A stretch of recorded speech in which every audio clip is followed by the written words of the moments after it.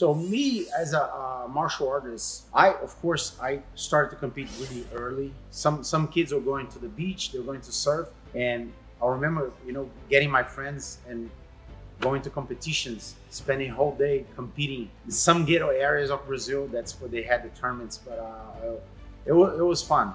I started my jiu-jitsu career on the very famous academy that became Carson Gracie Academy after. It was in Figueiredo Magalhães. There was Hall's Academy in Copacabana, Rio de Janeiro. I started to train in there, but right away we moved to another neighborhood that was far from Copacabana, and I had to stop my training. I had to stop my jiu-jitsu journey when I was a little kid. And of course, I missed jiu-jitsu for like about 3 or 4 years until Hollis passed away. Unfortunately, Hollis on that time was the champion of the family. He was the one that kept the family together. He was an amazing martial artist. He was the champion of the family on that time. And after him, Rickson became the champion of the family. But I remember that on that time, when he passed away, Carlos Gracie Jr. and Carson Gracie were the one teaching at his school. They took over the school in Copacabana. And on that same time, more or less, me, my cousin Renzo, Ryan, Ralph, we moved to Barra da Tijuca. And for a while, we couldn't train all the time because it was far. Barra was far from Copacabana, until one of our neighbors started to train jiu-jitsu in Copacabana. So twice a week, me and my cousin Ralph, Renzo of course was going all the time, but me and my cousin Ralph, we used to get a ride with him and go train in Copacabana and come back to Barra. But it was a little far.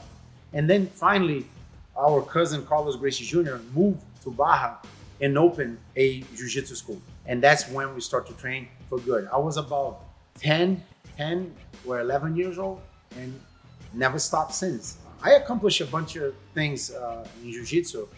I'm not going to say that I was the best in the world, but I was 2-time world champion. I went 4 times to the final. I'm a Pan Am champion.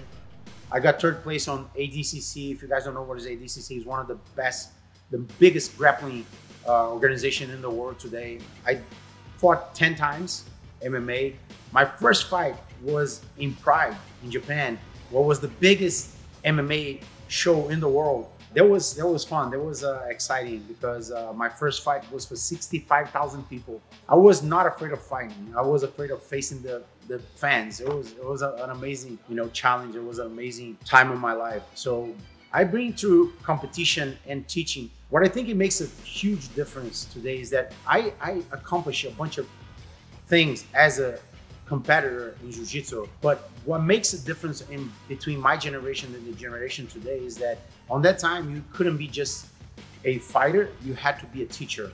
We learn both at the same time.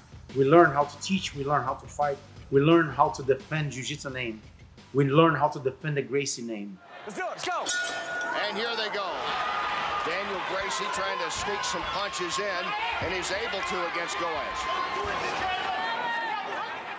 That's what I pass through now. That's what I teach my students. And if you come to train with me, you're gonna know that they understand what I'm trying to accomplish. What I accomplished, my titles that I accomplished in Jiu-Jitsu, I'm 2-time world champion, 4 times silver medalist in the world championship, 5 times Brazilian national champion, 8 times state champion, Rio de Janeiro. I'm a 1-time Pan Am champion, and I'm a 3rd place on the Abu Dhabi Combat, whereas the ADCC. I have 5 wins in MMA, 4 losses, and 1 draw. I accomplished my dream of getting my black belt in 1995. That means I'm a 6th-degree black belt. I always make fun of people when I say, you know what that means? And people always respond, oh yeah, focus, commitment. And I'm like, no, that means that I'm getting old.